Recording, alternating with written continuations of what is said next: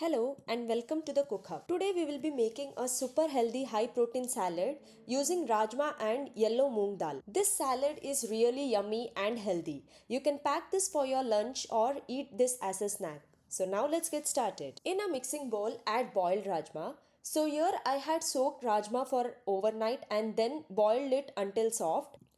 Also, before using the rajma, drain it and let it cool completely. Add in the yellow moong dal. I had soaked this moong dal for about 2 to 3 hours. This will give a nice crunch and make it a little soft. Next, add in chopped onions and tomatoes. Now, here I am using a tiffin box, so I am covering it with its lid and tossing them off. You can also do this by using a spoon or a spatula, giving it a good mix.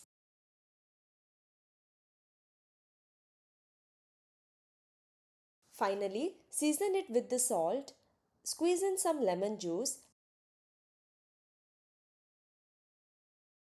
and garnish with some chopped coriander leaves. Give everything a good mix.